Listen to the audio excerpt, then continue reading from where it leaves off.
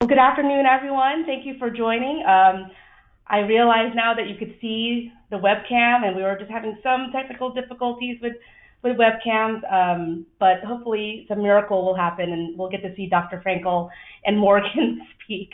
But I'm Christine Radke. I am a director here at FPSA, a director of networks and special projects, and I want to thank you so much for taking the time this afternoon to join this webinar on unconscious mistakes women make that sabotage their careers. We're featuring, as I mentioned, Dr. Lois Frankel, a world-renowned author, and I do have to give a shout out to our Women's Alliance Network, the Professional Development Committee. They're the ones that put on this webinar and other webinars. So thank you to our leadership of those, Kathleen Chance and Diane Wolf, and in particular Morgan Kravetsky, who is going to moderate. And Morgan was very instrumental in finding Dr. Frankel to speak. Before I get started, just wanted to let you know a few things. This is going to be recorded. The recording is going to be available on our website. So if you have colleagues that aren't able to join today, that's fine. They can listen to it later because I'm sure there's going to be a lot of great information that we're going to share. And you can also send me an email directly if you have any questions or anything. Before I pass the controls over to Morgan, excuse me, we do want to do a quick poll. I had heard from several people that they have multiple people in their room. So I just wanted to see exactly how many people are in the room with you. Is it just you? Is there 5 people with you? Do you have over 10? And that kind of helps us see exactly the interest. We can have so many people registering, and that's cool. But then we don't really know exactly how many people are there. But I'm very happy to hear that you guys are doing lunch and learns or coffee and conversations in your office with your colleagues, because that's the whole purpose of these webinars. We want to have discussion, and so thank you so much for doing that. Okay, so we got about 82% people who have voted. I'm going to go ahead and close the poll because it looks like a majority of people are just in their room listening by themselves, which is cool. But we also have some people that are up to 5 people in the room or up to 10 people in the room. Okay, so let me introduce Morgan. I have to thank you again, Morgan, because you're one of the newer members of the Women's Alliance Network, and you have totally stepped up organizing this webinar. It's volunteers like you that make us successful at FPSA, so thank you very, very, very much. Morgan is the event marketing manager for Meritech, and they're one of the automated hygiene technology and employee hygiene program solution leaders. And as I said, as you know, Morgan, you're new and you've stepped up. You have totally proven you're energetic and always having a plan for any solution personality. So thank you. With that, I'm going to go ahead and close my webcam and give Morgan controls. So enjoy the webinar. Thank you, Christine. Can everybody hear me? Can you hear me? Yes. Great. I think actually if you want to just continue to control the screen until you hand it over to Lois, that would be good. Okay, I can do that. Cool. So thank you for the introduction. My name's Morgan Kravitsky. As Christine mentioned, I'm in the marketing department over here at Meritech. We are really excited to have Dr. Lois Frankel with us today. So during this webinar, we will be taking questions. All you need to do is use the panel to the right of your screen under the questions tab and type your questions in, and I will be asking them directly throughout the webinar, as everyone is currently on mute. However, at the end, we'll take everyone off mute. You'll have to make sure you enter your audio pin when it asks for that, and then we'll have an opportunity to ask Lois questions directly.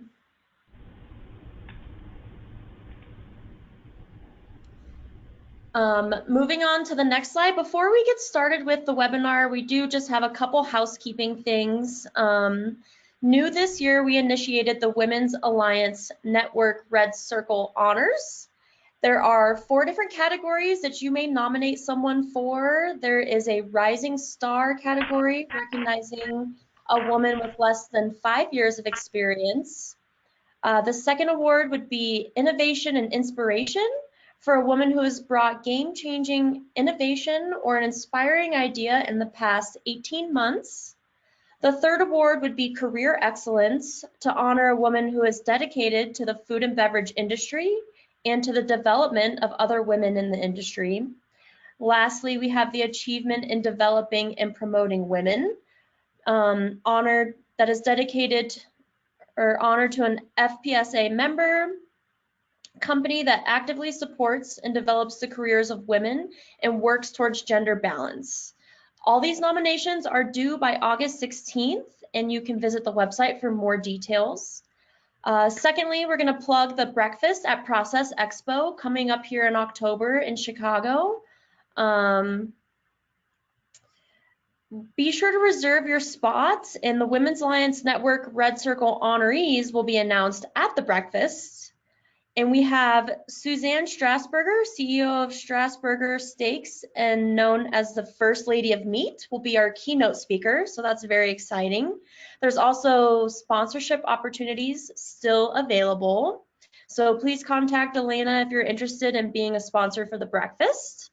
And last but not least, we are starting a book club, and we're really excited. We're actually going to read Nice Girls Don't Get the Corner Office by Dr. Lois Frankel, and we will have an iChat to discuss the book on Friday, August 23rd. So look out for an email from Christine with those details.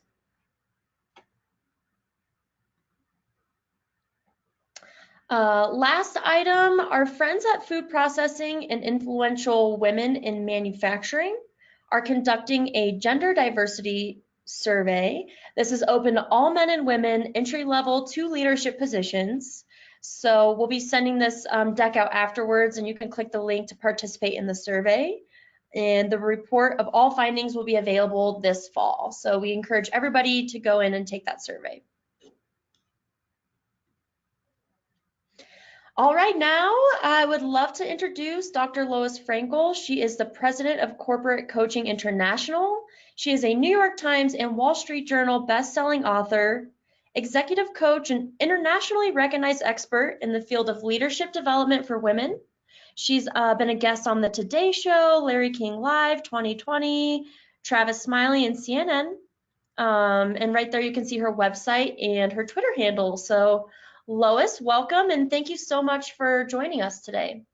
Well, thank you so much to you, Morgan, and to Christine for putting this on. Morgan, I know you do this in addition to your full-time job, so we're especially grateful to you for your efforts.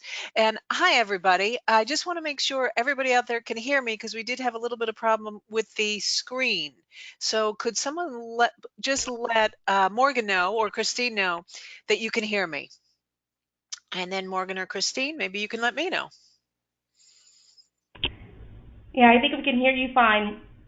Oh, great. Thank you very much for stepping up. Who was that? Who was that who said that? It was Christine Okay, or Christine. someone. Okay, Okay. all right, thank you. I was going to just give kudos to whoever stepped up.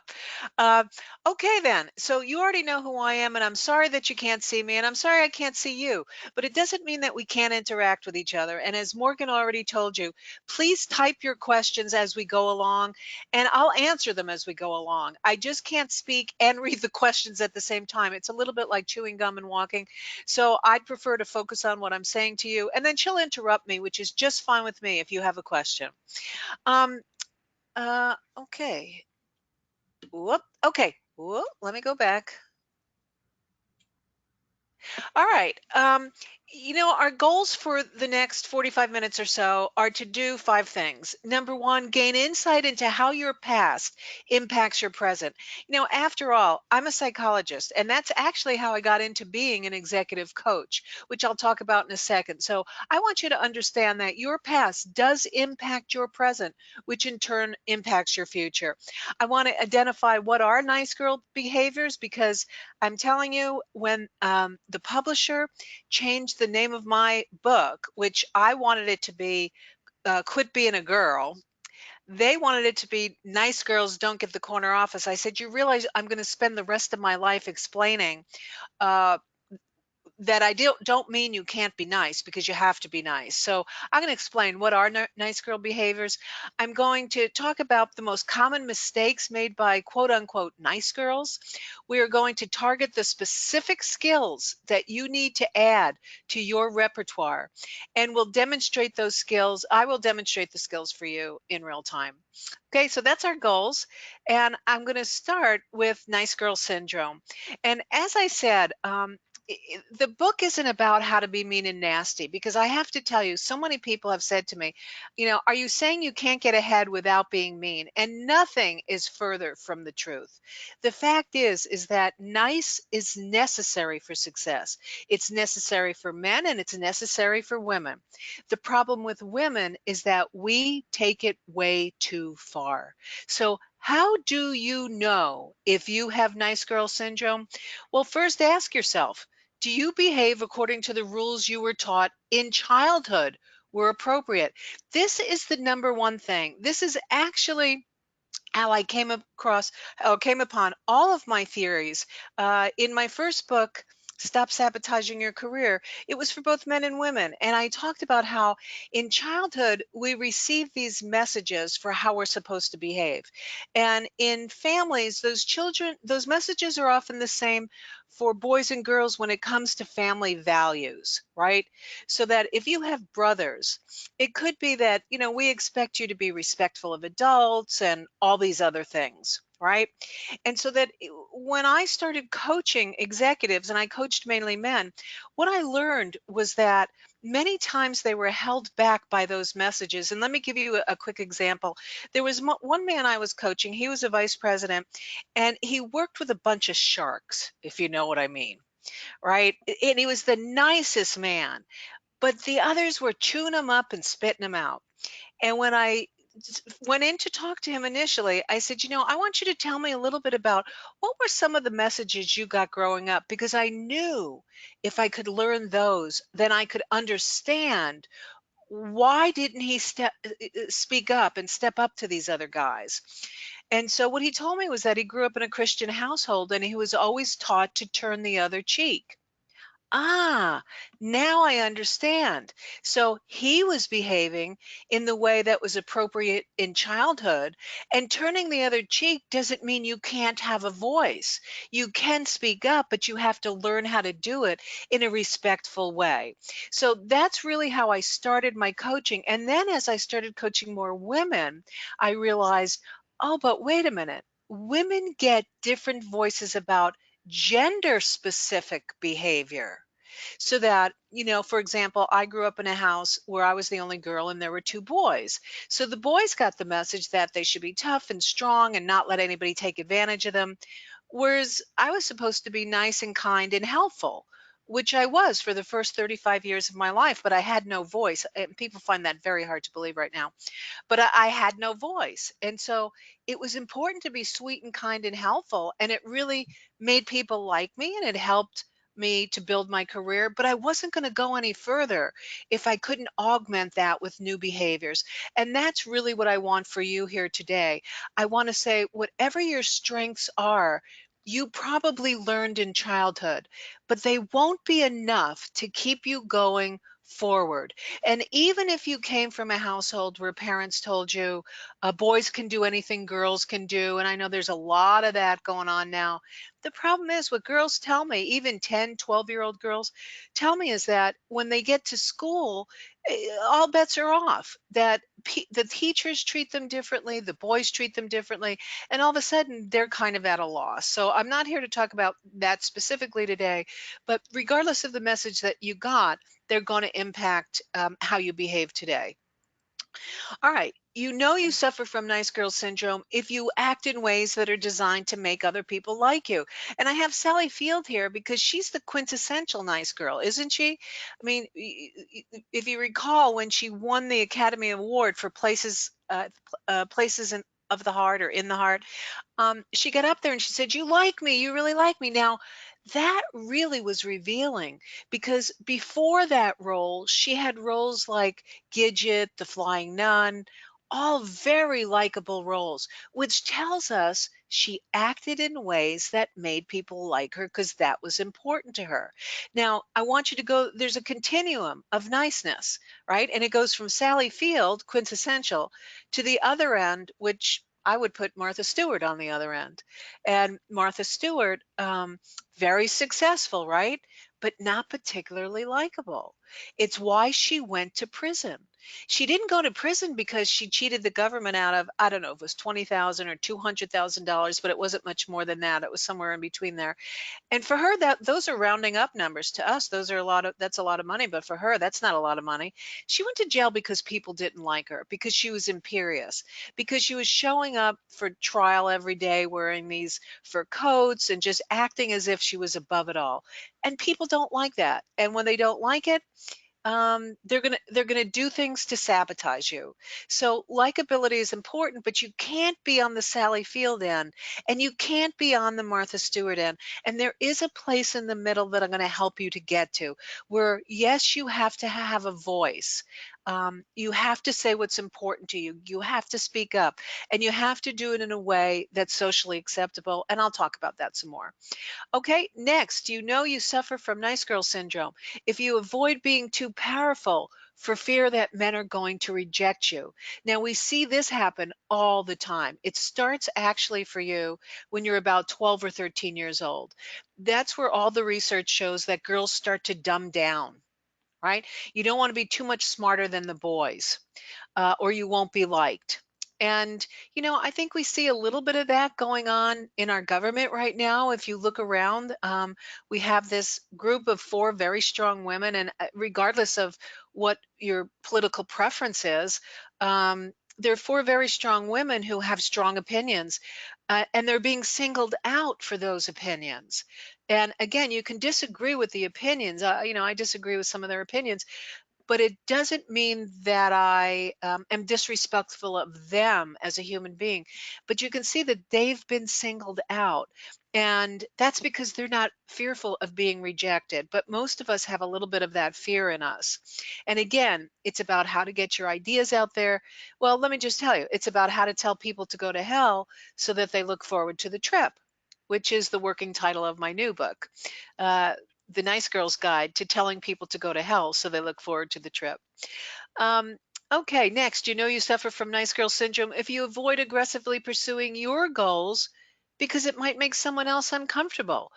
It could be, gee, my dad never got further than being, in my case, my dad was a milkman. He did some other things, but if he never got further than a milkman, and here I am, going around the world talking to people about a best-selling book, for some people, they would rein that in because it wouldn't feel as if it was right to make other people uncomfortable with your success. And they're not mutually exclusive. You can be successful and you can make other people comfortable. You'd suffer from nice girl syndrome if you don't ask for what you really want. You ask for what you think you can get. I see this happen all the time when people ask for raises. They don't ask for what they want. It's like, I'm not sure they'll give this much to me, or, I'd like to get tuition assistance, but I don't know if they'll give it to me. Well, wait a minute. You don't know until you ask. So if you're not asking, you're probably suffering from nice girl syndrome. And you suffer from nice girl syndrome if you believe it's your job to take care of everyone else. And, I know that most of us, when we work full time, we actually go home and we have another full time job, don't we? And, men have chores at home, but it's not quite the same as for women, that we really are responsible often for children, for sick parents or elderly parents, and for a lot of times for our husbands expect us to be, take care of them as well. So that's how you know if you suffer from nice girl syndrome. Now, I want you to just think for a minute about what were some of the messages that contributed to your nice girl syndrome. I'm wondering if anybody would be willing to just type in that message box. What were some of the messages you got about being a girl? How girls in your house were supposed to behave? And I'm just going to keep an eye over there on the message box. And Morgan and Christine, it's where it says type messages here that I would look. Is that correct? To see them? There's a different pane for questions, so it's either in the questions or in the chat. Okay. Well, you know what? I actually don't see that, and I don't want to take our time, but I'm wondering if anybody's typing anything. I'm not seeing anything right now. Maybe we give it one more minute. I would say for me personally, especially a lot of the Disney movies, I feel like were things that I watched growing up, that kind of reinforced the nice girl syndrome. Ah, Yeah, that's a good yeah. point. Disney movies. Isn't that the truth? You know, I remember, I'm from Los Angeles, originally from New York. And I remember I was doing a keynote in Minneapolis. And I don't know if you have any people in Minneapolis, but when you go to Minneapolis, what do you have to do if you're a woman? Of course, you have to go to the Mall of America, right? Which is what I did. And I saw that there was a whole princess store, like, for girls, a whole princess store. And I was thinking, this is about maybe 2014 or 15. I was like, this is 2015, and we're still encouraging girls to be princesses. Why don't we have a store where, yes, they could be a princess, but they could also be a doctor, or they could be something else as well? It sounded like somebody was going to say something.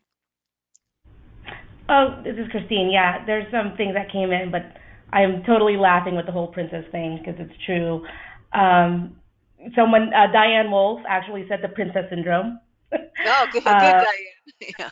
here's a couple other ones. This is from Kathleen. She says, if you don't have anything nice to say, don't say anything at all. Oh my Uh, God, isn't that the truth? And now as adults, we change that too. And if you don't have anything nice to say about anybody, come over here and sit by me. Okay, go yeah, ahead. yeah. And there's also from Kelly Hamilton and Christina Boo. They have the same one. Be seen but not heard. Ah, Uh, right, right. mhm. And there's a few more here. Smile.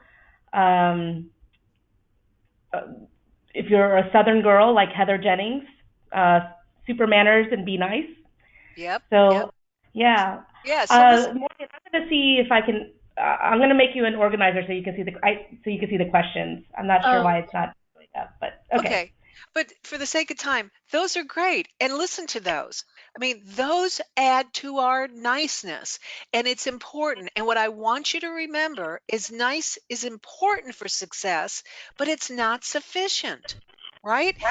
You have to develop complementary behaviors. So don't stop being nice. Just add the new behaviors that I'm going to be talking about. Because when you act only according to those rules, then you're acting like a nice girl. Okay. So nice is the nice little girl you were taught to be in childhood. Thank you for answering my question. I appreciate it. Um, let's see. I just tried to move this forward. Once you must have changed something because now, Yeah, try it one more time. Click on the screen one more time and see if you could do it. nope, I'm clicking on the screen. There it goes. It's There we go. moving. Okay, there we go. Yep. Okay, so let's talk about the top 10 mistakes made by nice girls.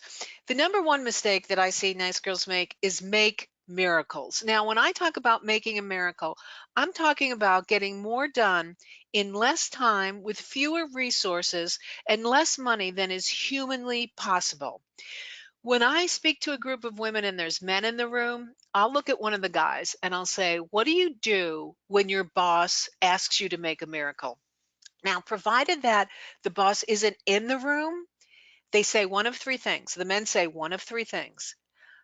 I either negotiate with the boss to get whatever I need to make it happen, more time, more money, more resources. I laugh and I make a joke of it, like, you don't really expect me to get this done in this much amount of time, do you? So they kind of use humor to get around it. And you know what the third thing they say is, I delegate it to a woman because I know she'll get it done. Now, this is what holds us back time and again.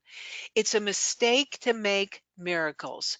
Miracle workers get canonized, they don't get recognized. Now, I'm a big believer in saying yes to what I'm asked to do, because you probably sitting there thinking, well, what am I supposed to do? I can't say no. No, you can't say no. But what you can do is you can manage expectations. Okay. When I'm asked to make a miracle, I almost always say, yes, I'd be happy to do that. And let me tell you what it will take. So let me give you an example of something that I think you all are probably familiar with, or many of you are. You know, when the company's going to have a holiday party, who usually winds up organizing and running the holiday party? It's usually a woman. It's hardly ever a man, is it? You know, just hardly ever a man.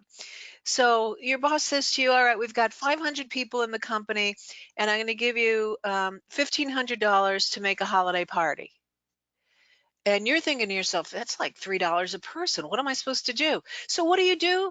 You roll up your sleeves. You start talking to people about, hey, can you bring this? Can you do this? My brother-in-law is a beer distributor. I'll get him to give the beer. My sister-in-law makes great Christmas cookies. I'll get her to do that. I'll do this. That's making a miracle. Instead, next time this happens to you, you're going to say, you're going to provide alternatives. You're going to manage expectations. You're going to say, I would be happy to make the holiday party for $1,500. Now, let me tell you that for $1,500, we can have beer and peanuts because we've got 500 people. It's $3 a person. If that's fine with you, I'll go ahead and do that. Now, I've done a little bit of research, and if you would prefer, for $5,000, we can have this. For $7,500, we can have this. Which is it you would like to have? And you make them make the decision. Now, you may say, I don't think that quickly on my feet. That's okay, because what you're going to say from now on when someone asks you to make a miracle, yes, I'd be happy to do that. Let me give it some thought as to what it will take and get back to you. You can say yes and, right? Not yes, but. Yes, and. Yes, I'm happy to do it. And let me give it some thought and get back to you. So I'll be talking more about that shortly. Number two, nice girls don't take time to network. That's actually what uh, kind of got me going on this particular book is that I was coaching a woman in Herndon, Virginia, and she told me she was invited to sit on the executive committee of her company. And when I went to give her a high five, she stopped me and I said, "What?" And she said, "I'm not going to do it. Those meetings are a waste of time."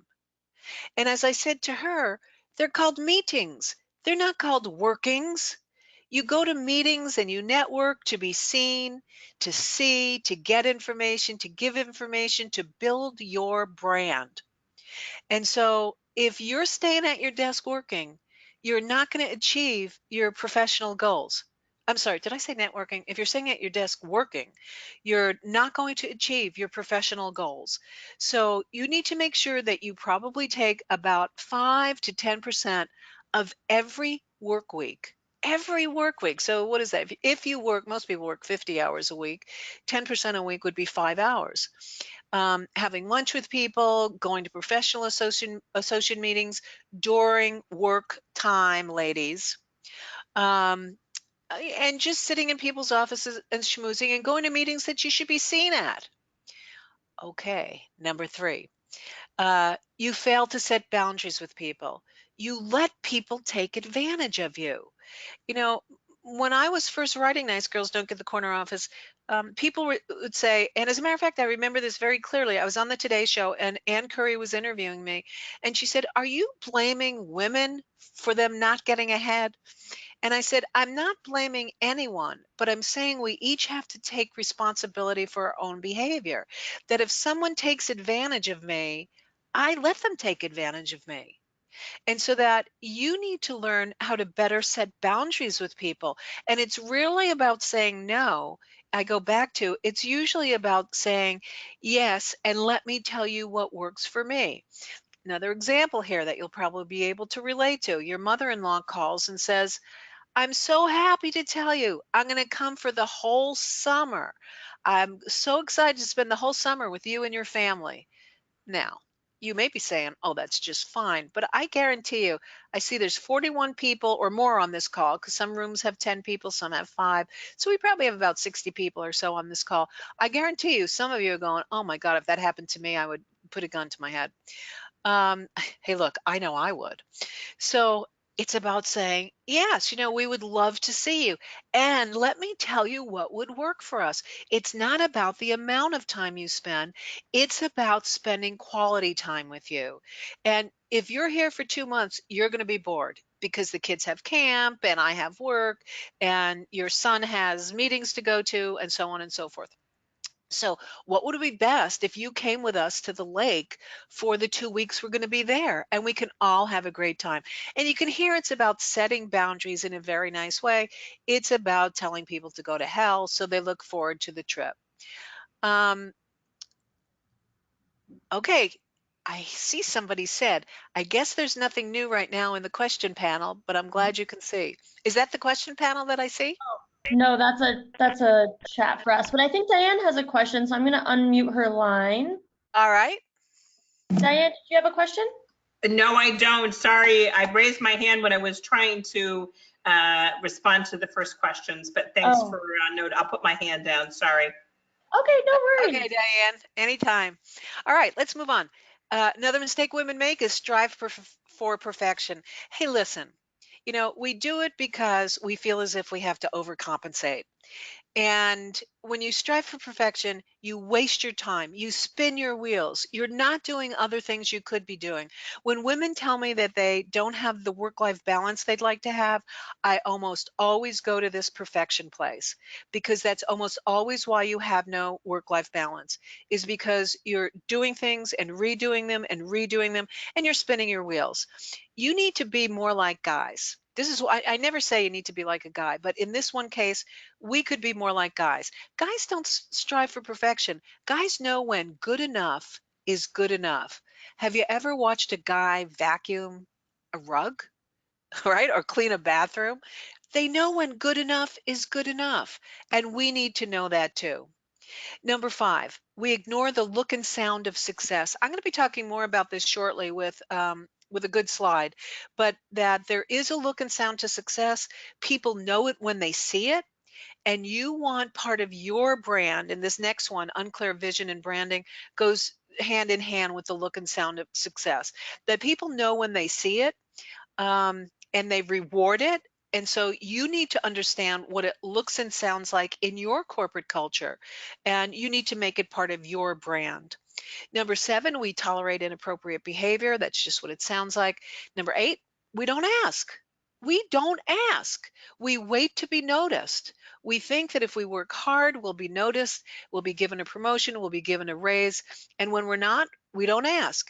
Now, whose fault is that, right? There were these two professors at I think it was either Princeton or Rutgers. It was in New Jersey, and they wrote a book called Women Don't Ask. And the seminal idea for this was because the women in their college were coming to them and saying, hey, it's not fair that the men, the boys, are getting all the teaching assistantships. And these two professors looked around and they said, sure enough, the men have all the or most of the teaching assistantships. So they did a study, and what they found was that the men got the teaching assistantships because they asked for them. So think about what you're not asking for. Number 9, we use too many words. By some accounts, women use about 20,000 words a day. Men use around 7 to 10. So if we're using twice as many words as men, they're tuning us out. What I want you to remember, and I'm going to give you a model for how to speak. I'm going to give you models for all this, most of this stuff. Um, when when when you speak, you have to remember short sounds confident. Short sounds confident. The fewer words you use, the more you strengthen your message. The more words you use, you weaken your message. Okay. And number 10, we avoid. Rose, I think we have a question. Do you mind if we take a question? Sure. Christina, I'm gonna go ahead and unmute you. Do you have a question? I do. So, you just mentioned that short words or using too many words, Yep. kind of, is one of those nice girl things. I can attest that I absolutely don't use too many words. I actually have very short sentences, but I'm also deemed as a very harsh and very not friendly person as well. So how do I change that to use the words so they are nicer, but use less words? Great question. Is Christina? Yes. Christina, great question. I coached a woman once that had exactly your problem. She was sent to me for coaching for the exact same reason. And what I said to her was, if short sounds confident, too short sounds arrogant. And that's what you're getting accused of. So that you do need to add a few more words to your communications. And if I were you, I would make those words um, be about other people. So, and I'm going to come to this in a second, but I want to just answer you right now as well. I want to say, for example, if you're asked your opinion and you give it, which I imagine you give in very short words, very short phrases, right? Is that correct? That's correct. That you add a tagline, and that tagline has to do with other people. So it might be like, well, I really think we need to change our marketing strategy, and that'll solve the problem. If you say it just like that, she sounds a little arrogant or strident or mean or whatever. But if you say, we need to change the marketing strategy and that'll solve the problem. Now you can hear, I feel strongly about that. I'd also like to know what everybody else thinks so we can get all the best ideas on the table and move forward.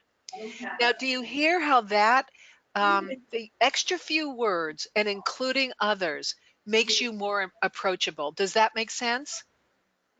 It does. I think my confusion would then be of when to use those extra taglines, because sometimes I can't get into too many details because of the position I'm in. Well, then I would say that. I would say, you know, I would love to get into more details. As you know, I'm not, are you in human resources? I am. Yeah, okay, all right. I thought I recognized that problem. Um, so, but what you can say, and let's just say that somebody got fired, right? And everybody wants to know what happened.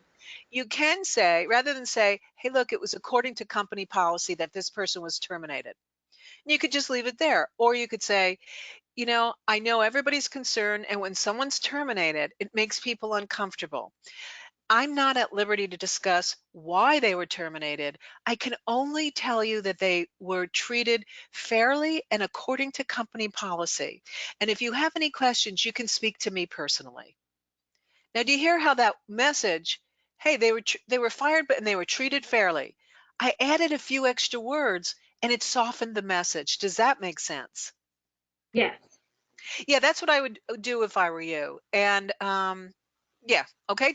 So I answered it? you did. Thank you so much. You're welcome. And you'll notice what I did just there was something that I do when I want to tell myself to stop talking, because I have one eye on the clock here, is I asked, did I answer your question? And the first time I asked her, did I answer your question? She said, yeah, you did, but my situation's a little different. All right, so now that tells me she has more. And then I answered that question. And then I said, did I answer your question? She said, yeah, you did. Okay, now I know I can stop talking, right? It's time to move on. So you can use that also as kind of as a tagline. Did I answer your question, or would you like more information, or was that helpful? Okay. And finally, we avoid difficult conversations. Women don't like confrontation, and guys are so good at just telling each other what they think, and they don't have thin skin, and we're just different. We're wired differently. And so I want you to learn how to have those difficult conversations in a way that you'll be comfortable. So I'm going to give you some tips for how to do all this. Let me stop for a minute and see if there's any other questions before I move on. Doesn't look like we have any questions or any raised hands, so I think we're good to keep going forward. Okay, then the top tactics every woman needs in her skill set. Number one is going to be play to win. Every workplace is a playing field. There are rules, boundaries, strategies. You need to identify where are the boundaries of the playing field for women in your organization, because the rules, boundaries, and strategies change. They change from person to person. They change from men to women. They change from boss to boss. And so you need to really identify where are the boundaries. So let me give you an example here. When it comes to being assertive, you can see here that men, the blue line is men. Men have practically no boundaries. They can be as assertive as they want, and they don't get called a bitch, do they? When they're assertive, they're self-confident. When you're assertive, you're a bitch. And so that's one of the one of the questions I'm most frequently asked is, why is it when I say it exactly like a man says it, I get called out and they get called assertive? It's because there's different rules. Now, I'm not saying the rules are right. I'm just saying there are. That we live in a society where we expect women to care about what other people think. We expect women to take a little bit of care around others. It's Christina's problem. It's why Christina gets this feedback about, oh, you're a little strident, you're a little this, you're a little that. It's because she communicates using the same techniques a man would use, and she's not getting away with them. Now, do I think it's right? No. But don't shoot the messenger. I'm just giving you the message here. That's all. Because when we go to this next slide, we look at women's boundaries. And you see that when the boundaries for assertiveness, I'm being specific about assertiveness here, the boundaries come in.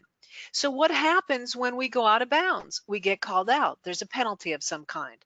So on your playing field, you need to know where those boundaries are. And the best way to know where the boundaries are is to look at the other women in your organization and who are winning the game.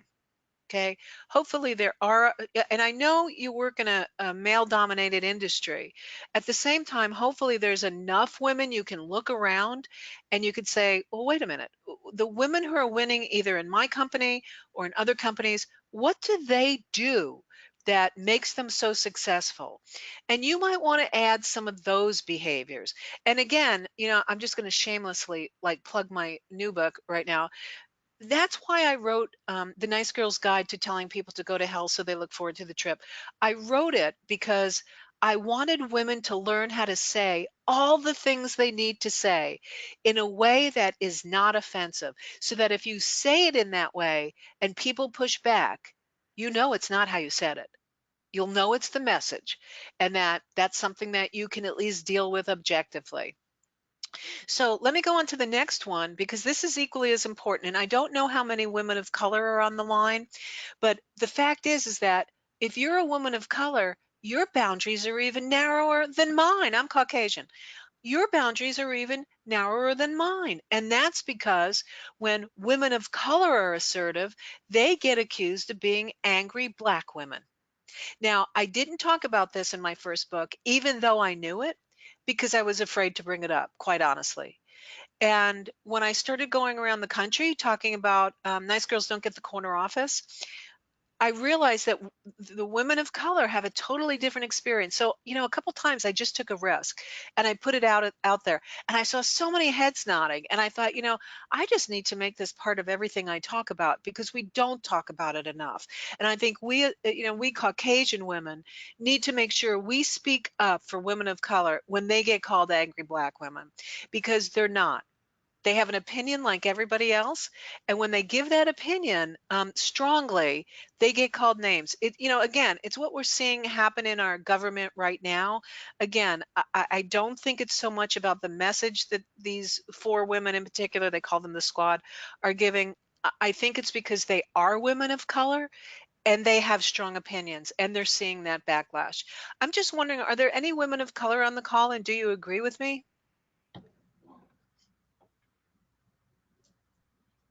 Maybe not. Or maybe you don't want to say so.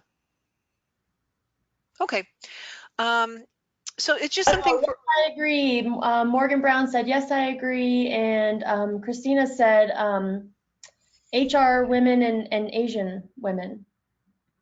HR women and Asian women get accused of this all the time. HR women and Asian. And Asian. Okay, yeah, because we have certain expectations, don't we? Especially around Asian women. Man, when an Asian woman is assertive, she gets all, she's a tiger mom, she's this, she's that. Wait a minute, she's just assertive. And we need to really support each other. And I'm going to give you some more ideas for how to do that. So let me move on. So that's just the playing field. Number two, you need to learn the nuances of female negotiation. Men and women have to negotiate differently. You cannot negotiate like a man and get away with it. That's when you get called names. But the problem for women is we don't negotiate um, hard enough using techniques that are stereotypically feminine, that we need to negotiate using what we call relational accounts. Okay, we build a relationship, and then within that relationship, we're allowed to ask for certain things. Now, let me just give you an example. When Morgan contacted me about doing this webinar, I told her a webinar is $5,000, and she said, or somebody in my office may have told her, and she said, we can't possibly afford that. And when I heard that, I thought, well, wait a minute, I have a new book coming out, and I like to get the word out about the book. So I said to her, if you would be willing to let me put a article about the new book in your January newsletter, if you have a newsletter, I'd be happy to do this for free. That's a way that you negotiate. I could have just said no, they don't have the money, and you could have just walked away. But I thought, well, wait a minute. There's something I need and there's something that they need. Let's just see if they're willing to work with me.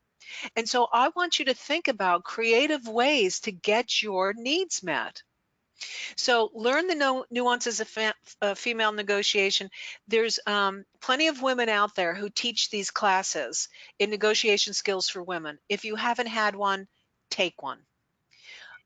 Number three, use the desk script for difficult conversations. Now, this thing works so well in so many different situations. You're going to be using it all the time once you learn to use it. The desk script, the DESC, stands for describe what you want to talk about, explain why you want to talk about it, and elicit the other person's viewpoint. The S stands for specify desired outcome, and the C stands for create consequences. Okay, so you have to do those four things in any difficult conversation. And let me show you how it works. Okay, let me just demonstrate it for you. Let's just say that I have a colleague that in every meeting, when I start to talk, he starts to play around on his phone or his computer or his iPad or whatever, and I feel totally dismissed. Okay, so watch how this works. The describe is, Joe, I'd like to talk to you about something that, whoop, I did that accidentally. Let me go back.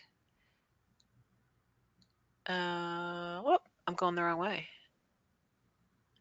Joe, I'd like to talk to you about something that happens in meetings. That's a simple describe. The E is explain and elicit. What I've noticed is that when I go to speak, your attention often turns to your phone or your iPad, and it makes me feel as if I'm being totally dismissed. I'm wondering, here's the elicit, I'm wondering if you have noticed that or what you think about that. Now, it doesn't matter what Joe says because I'm only going to listen. He could give an excuse. He could say it's not true. He could say whatever he wants. Because if he says, I didn't realize that, I will, do something different in the future. That's your best outcome, isn't it? If he says, I think you're just too thin skinned, I don't do that at all. You can say, well, okay, that's how you experience it. And clearly I experience it differently, and I'm going to move right to specify desired outcome. So let me tell you what would be helpful to me is if when I'm speaking in a meeting, you could actually support what I say or ask questions about it so that other people in the room would really more fully understand my point. I feel as if we could really be a good team that way, and I could do that for you too. Now I'm going on to the consequences. And if that happens, I think we will be an unbeatable team. I think that we can really help each other get each of our messages really heard. So you can hear how if I just go through the steps, a difficult conversation becomes much easier. You can use this with your kids, you can use it with your significant others, you can use it with you can use this with anybody. And believe me, I use it all the time to this day. Okay, next is communicate in headlines and taglines. this is how you're going to use fewer words. Christina, the tagline person, the tagline piece is going to be the piece for you, because I think you're probably already communicating in headlines. So what this says is that the first thing out of your mouth has to be the most important thing. You have to pretend that you're going to get interrupted in 15 or 20 seconds. So what is your main point? What are 3 pieces of supporting data? And then you use a tagline. Okay, if you will use this model, you will use significantly fewer words. Let me show you how it works. And I'll just use the same example. Uh, I really believe that we need to change our marketing strategy by the 3rd quarter of next year, or we're going to lose a significant market share. That's my main point. Now listen to how I set up these supporting points. I say that for 3 reasons, and you're going to use numbers just like I did. I say that for 3 reasons, because the numbers cue people what to listen for and accuse you for when you're finished. I say it for 3 reasons. The first reason is because we haven't updated our marketing strategy in over 7 years, and frankly, it's outdated. Number 2, because our competitors have much more contemporary marketing plans that take into account social media and changes in communications. And so they are much further ahead than we are, and they're getting more business. Number 3, the people that we're recruiting look at us as if we're dinosaurs, because we're not doing all of that. And so we're losing out on talent. So you can hear, now to the tagline. So you can hear, I feel strongly that this is what we need to do and why we need to do it. At the same time, I'd like to get all the other ideas on the table. Let's put them together and let's move forward. That could be a tagline. Another tagline could be, is there anybody who sees any reason why we shouldn't just get started on this? And if somebody says, yeah, because this, that, or the other thing, now you have data that you could say, oh, okay, let me take that into consideration in putting a plan together for how we're going to do our marketing plan. But you can hear in less than a minute, I really gave a strong opinion, and I don't think I came across as a bitch. I came across as an expert, and I had good reasons. You want to remember, facts are friendly. Okay, number 5, manage your emotions. You know, I always say that telling a woman not to cry at work is a little bit like teaching a pig to sing. You're only going to frustrate the pig, and you're going to, I'm sorry, you're going to, oh, wait a minute, it went right out of my head. It's going to annoy you and it's going to frustrate the pig, right? You try to teach a pig to sing, it annoys you, it frustrates the pig. We are wired differently. We are going to be emotional. Being emotional isn't what the problem is. The problem is making people deal with your emotions. So what you're going to do in the future when you find yourself getting emotional, you are going to do 3 things. Number 1, you're going to excuse yourself. You're going to say, you can see I have strong feelings about this. Let me excuse myself and I'll be back. Number 2, while you've excused yourself, you're going to ask yourself, what am I angry about? Because women usually turn their anger into tears, particularly at work. So you're going to say, what am I really angry about? And you're going to put words to that so that you can go back and talk about, I realized what was making me emotional was that I've been promised this promotion for over 2 years and I've never gotten it. And so now comes a point where we really need to talk about, when am I going to get, not if I'm going to get the promotion, but when am I going to get it? So something like that. Then the third thing that you're going to do is you're going to ask yourself if the person that you're speaking with reminds you of anyone else. Because many times we project onto other people feelings that we have for someone else in our lives that we haven't dealt with. So you may have a boss who's a real hard nose and he makes you get tongue tied, but who he really reminds you of is your father, who was a Marine and just kind of always used a belt and treated everybody harshly. Well, you just want to make sure you're not confusing dad with the boss or dad with a coworker. So those are the 3 things you do to manage your emotions. And number 6, How are you going to tell people to go to hell so they look forward to the trip? You're going to do three things. When it comes to bropriating, okay, you know bropriating. That's when someone steals your idea um, as their own, right? It's like appropriating, but it's bropriating.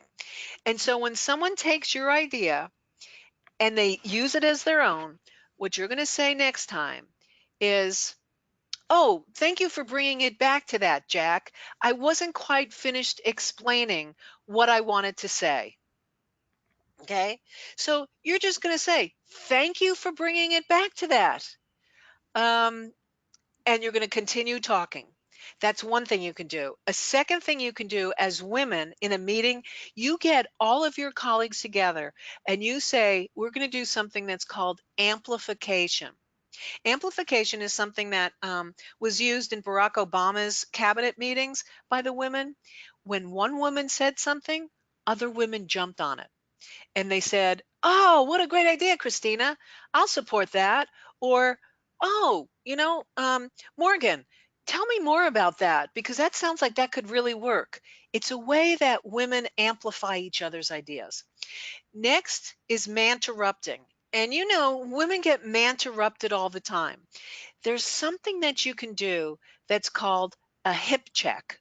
Okay, now I didn't come up with this. This was another author who came up with this notion of a hip check. And I don't play basketball, but I guess in basketball and other sports, when someone's getting close to you or getting into your space, you kind of give them a little nudge with your hip to say, "I know you're there." Well, you're going to give them a verbal hip check. You're going to say, "Hang on, hang on, hang on. I wasn't quite finished." Okay, that's all you're going to do. You're going to say, "Hang on, I wasn't quite finished." That's your hip check. And then the third thing men do to you is they mansplain, right? They talk down to you. They pretend that, you couldn't possibly understand this and they explain it to you. When that happens, you need to take control back by saying, "What is the reality?" So, for example, the other day, somebody said something to me. I don't even remember what it was, but they started mansplaining with me something and I said, "Oh, you probably didn't realize that I have a PhD and I've worked in human resources for over 40 years." Now, you better believe that guy stopped mansplaining with me. Okay. So there's a number of things you could do. And again, these will all be in the new book. And by the way, the new book is going to be an audio book. It's not a written book. And that's because I want you to be able to hear me saying these things so that you can say them too. And I should have. Lois, I know we are right at time, but do you happen to have 10 more minutes so we can get through this? And I also have a question. I do. I'm hoping that people will stick with me for at least 10 minutes for me to explain, and then I'll stay on for questions too. Okay, Okay? great. Dolores had a question. Do you feel that the younger generation of men have less issues with women having to be nice? No, I don't. I think what has happened. Well, I said that too quickly. I'm sorry. I said that too quickly. Um, I think that what has happened largely is that men's opinions of us have gone underground. And so we didn't know what they were thinking. That they may have been thinking all these things about us. As a matter of fact, there's a great book. It's called The Male Factor. And it's about what men really think about us in the workplace. And it's really a great book. It's very well researched. And so I think part of it is it comes from, it could be not just generational, but regional and ethnic. Because in certain regions of the country, I think it's just like the one woman said, "I'm from the South and we expect women to, be polite and smile and, do all these things." I think in some places in the South, they're still expected to do that. They're still expected to be a steel magnolia, not just steel. I think for the younger generation of men who grew up in houses that had strong moms, that they may be less judgmental in that way. But I know when they get with their buddies that a lot of times all bets are off because young women in college tell me that things like bros before hoes, right? Bros before hoes. I had to ask what that meant, and that's young college students. So to answer your question, I don't want to be wishy-washy about it. My first answer, no, was a little strong, but and I would follow it up with, not but, and I would follow it up with, um, it's still happening. Some of it's regional, some of it's upbringing, but it hasn't disappeared. Because if it disappeared, the what's it called? The not what's next movement. Oh, what's that movement? Help me. Uh, about stopping sexual harassment. Oh, the Me Too? Me Too. Sorry. Yeah. The Me Too, that just went out of my head. The Me Too movement wouldn't have had so much energy behind it. So I hope I answered that question. Did I answer that question? I believe so, yes. Okay. All right. So let me move on.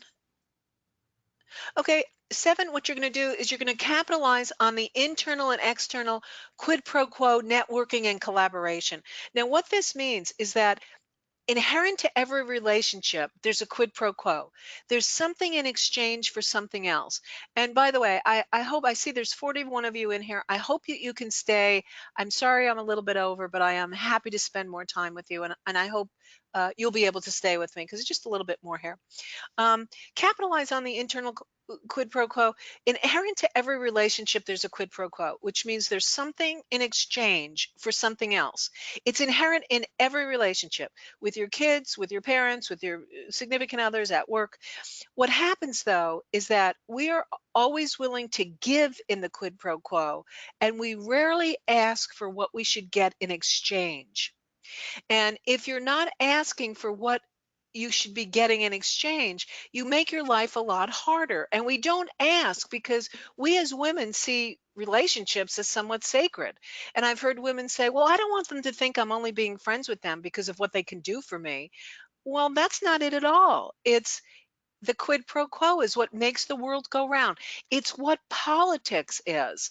Politics has workplace politics, Washington politics has also always been a quid pro quo, something in exchange for something else, always. And women have always avoided politics because they see it as smarmy, but it's not smarmy. It's just the way the world works.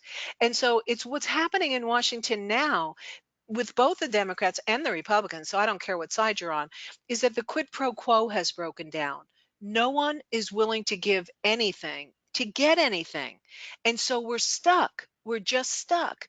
And this is what happens when the quid pro quo breaks down. So you need to not just be giving out things to build relationships, but asking at the same time. You know what? Oh, some of these are out of order. I just realized. Employee contrasting. I'm not going to go into that now because it's kind of complex and I don't think it's going to add a lot. But this next one, sit at the table, number 5, it should have been earlier. I'm sorry, I apologize for that. But see, I didn't have to be perfect. That's the good news. I'm not kind of thrown off from my game because it wasn't perfect. It was like, oh, must have put it in the wrong place. I want you to kind of develop that skill too. Just be able to say, oh, it's wrong. Anyway, number 5, sit at the table. I mean this literally, and I mean this figuratively, that if you're not sitting at the table, you are not in the room. Okay. And so what I've seen happen is that when there's a crowded conference room and there's chairs on the side and there's chairs at the table, women will often take the chairs. And I don't know if you can see my pointer or not, but women will often take the chairs on the periphery and leave the chairs at the table for men. And that means you're not in the room. You're going to let me see, let me see if my next slide, yes. You're going to sit from now on next to the most powerful person in the room, which is usually the person who's at the head of the table. And if all the chairs are already taken, you're going to slide your chair in. Maybe not next to them right there, because that'd be a little bit obvious, but maybe next to the one with the blue arrow. Now, what I mean by you're also going to figuratively, literally be at the table, you have to speak up. You need to be among the first 2 or 3 people to speak in any meeting because early speakers are seen as being more self-confident than later speakers. Okay. So, and I didn't say be the first person to speak. I just said you're going to be among the first 2 or 3 people to speak so that people see you as having self-confidence. And I think, oh, the last one is build your brand. Okay. So remember what I said earlier. that you are a brand, and we are all brands in the workplace. And we buy brands because we trust them, because they have a cachet, because they're consistent. We know what we're going to get. And you want to be a brand that's consistent. We always know what we're going to get, right? That we want to buy because you have a cachet. Here are the ways that you build your brand. First, you write down, what do you want people to say about you when you walk out of a room? They're going to say something, or they're going to have some impression. And Christina can tell you this, when they do succession planning, people come around a table and say, well, let's talk about this person. They all have opinions. It's because people make opinions about you. And that's not a bad thing. You can decide what you want those opinions to be, and you write them down. I want you to fill in the blank to this sentence. There goes a woman who. Now fill in the blank. There goes a woman who's capable, smart, I want on my team, is articulate, I don't care how you fill it in. You fill it in with everything you want people to be saying about you. Next, to those adjectives, you are going to apply observable behaviors, because people don't know us by our intentions. They know about us. They know us by our behaviors. So if I want people to say, she's smart, she knows what she's talking about, I had better be reading up on everything I talk about. I'd better have data. I'd better have books I can refer you to. I'd better be able to use data, facts, and figures. And so those are the behaviors I would attach to SMART. So you decide, what do you want people to say? And then how do I have to be acting? Because they're going to notice how you act.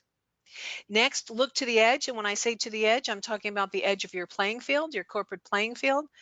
Next step is let others know about it. It does no good to have the best brand in the world and nobody knows about it. You need to learn to brag a little bit. There's a wonderful book that I wish I wrote and I didn't, and it's called Brag, The Art of Tooting Your Own Horn Without Blowing It, by Peggy Klaus.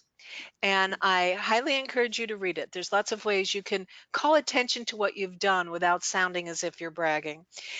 Next is elicit feedback. Now, when I say elicit feedback, I'm talking about 360-degree feedback.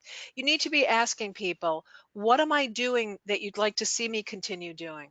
What am I doing that you'd like to see me do more of? What are you seeing me doing that you'd like to see me do less of? Okay, so you need to continually be asking for feedback so that you can build your brand. I mean, those of you who have brands, work for brand names, you do focus groups. You find out what do customers think about you, so that you can tweak it. Well, that's the only way you can tweak your brand too. And then the last part of building your brand is treating others with abundance. I believe that the more you give away, the more you get. And it's not, you don't give it away to get it. You give it away because that's just how the world works. You treat people with abundance, it comes back to you somehow. It doesn't always come from the same place. And so, I like to see people make abundance part of their brand. Um, and let me stop. Oh, the question isn't who will let you be a powerful woman. The question is who will stop you. Okay, I want you to be thinking about that. Nobody is going to let you be powerful. Somebody's got to stop you from being it, right? I have that sign in my office that says, be the kind of person that when her feet hit the floor in the morning, the devil says, oh shit, she's up. And that's what I want for you. Be unstoppable. Okay, I'm going to stop there. Talking about being unstoppable, I'm going to stop there and I'm going to open it up for questions for those of you who can still stay.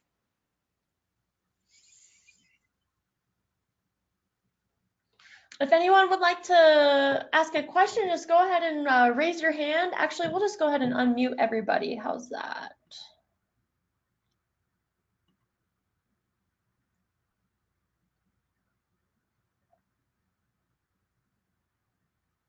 Lois, that was a great presentation. I just wanted to go back to the build your brand. That eliciting feedback portion, I think, is so important. Which is something I'm constantly trying to do, is get feedback from my coworkers, from my friends, from my family, and I think that's something that's really important that people forget about sometimes.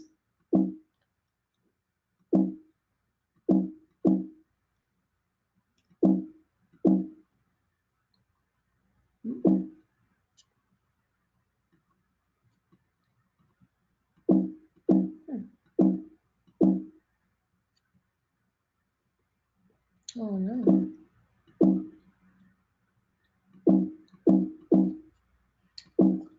Hmm.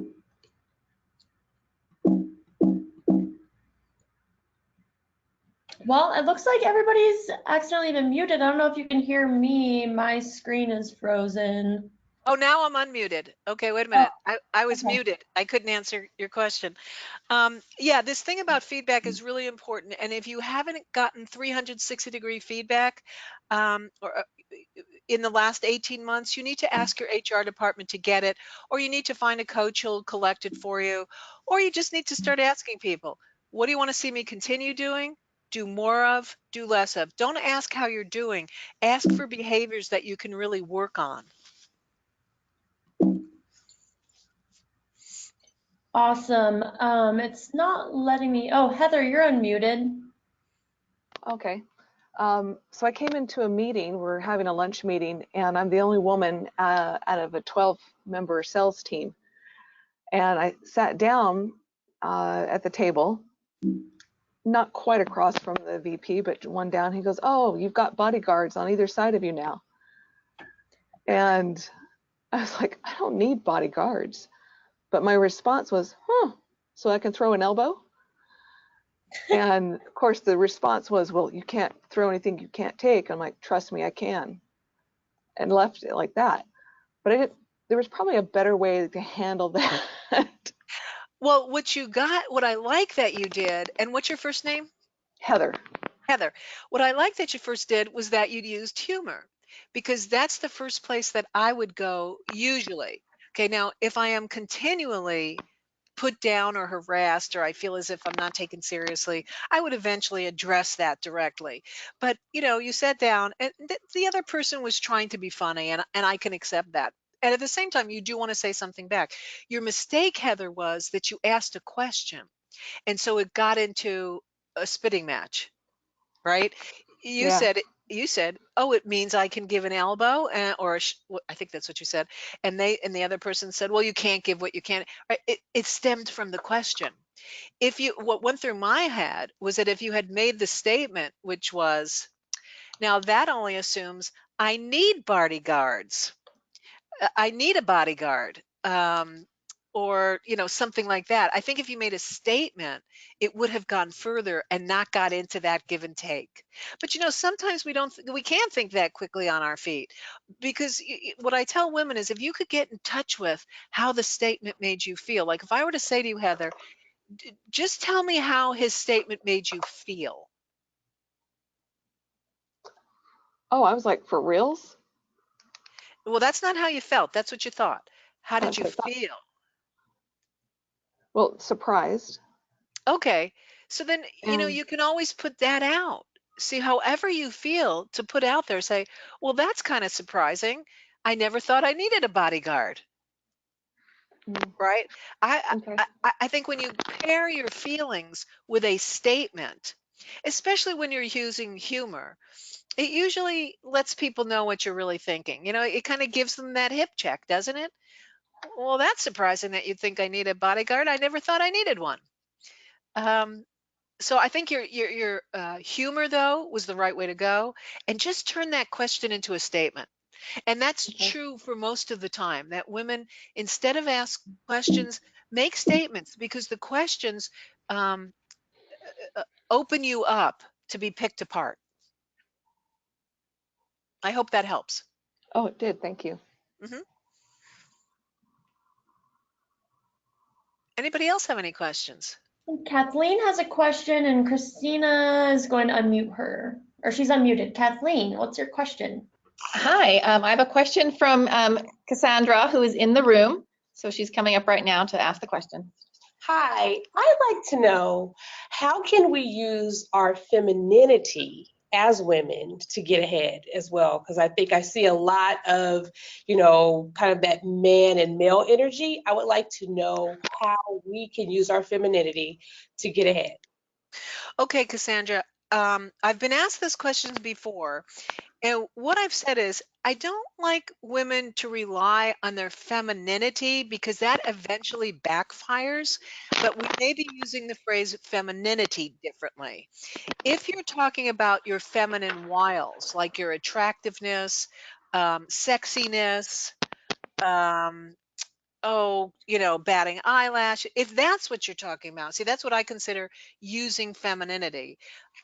I don't like to see women use that at all because someday that won't be there and it almost always backfires. Now, with that said, if what you're saying, we can use our stereotypically feminine behaviors to get ahead, that I can answer. But Cassandra, I just need to know, which do you mean before I go forward? I wanted the latter, the one that you just said. Ah, That, oh, I know that that doesn't work, but, I just want to know, how can we use more of ourselves in what we're doing? okay, good. Good. I'm glad to hear that because I happen to agree with you that we've reached a day and age where if ever there was a time for women's leadership is required, it's now. And it's because of how women have been socialized. Now, we have stereotypically been socialized to focus on other people's needs, to listen, to care, right? All those things. We have a generation of workers who want that from us, right? That whereas previous generations have been top down leadership, today's generation wants bottom up. And we are uniquely poised to provide that because we do listen better. Because let me just use the example of emotional intelligence. Now, this is because when I first realized that's was probably where we were going, um, I thought to myself, okay, women exceed men on 4 out of 5 scales of emotional intelligence. And emotional intelligence is more important for success. Your EQ, or your emotional quotient, is more important for success than your IQ. Every study shows that you could be very, very smart and you will never be successful unless you also have emotional intelligence. Now, emotional intelligence consists of 5 things. The first is self awareness, the ability to see ourselves as others see us and act on it appropriately. Now, the problem for women is that we often don't see ourselves as others see us, we see ourselves as less than. They've done studies where they put men in one room and they put women in another room and they ask them each to describe themselves. The men all sound like George Clooney when they're finished, right? They're tall, dark, and handsome. The women all have something wrong with them. They describe themselves in negative terms. And so, we need to see ourselves realistically and to be able to take in the feedback that will enable us to build on our strengths. So that's the first element of emotional intelligence, is self-awareness. The next is self control, the ability to control our emotions, the ability to not come to work and want to take it out on employees because something went wrong at home. Men will tend to do that more than women. Believe it or not, even though we're more emotional in certain ways, we do have more control over our emotions. So we exceed men in that. The third thing is self motivation, the ability to just motivate yourself without a lot of coaxing and people looking over your shoulder. Now, that's the one men and women are equal on. Okay. The next scale of emotional intelligence is social skills. And that's the ability to put ourselves in other people's shoes and the fifth thing is empathy, and to exhibit empathy. And women are better at that too. So when you talk about using stereotypically feminine behaviors, in the past, those were called soft skills, right? I can't tell you how many men were sent to me for coaching because they had to learn the quote unquote soft skills. Well, what I would always say to them is, if they're so soft, why are they so hard for you? But I realized what they were really talking about was adding stereotypical feminine behaviors, self awareness, self control, empathy, social skills, making people feel comfortable around us. If you will focus on using those stereotypical feminine behaviors, they're going to work to your advantage, and they are not soft skills. Now, with that said, Cassandra, you have to balance those with some other behaviors. And I'm not calling them masculine behaviors because I've said before, you can't act like a man and expect to get away with it. There's certain things that men do that I think we could learn from, like not being perfectionists and being more direct and straightforward. But then there's other things that we have to do differently, like how we negotiate, how we set boundaries with people. And so if you'll just add those behaviors to the stereotypically feminine ones, I think we've got a winning combination.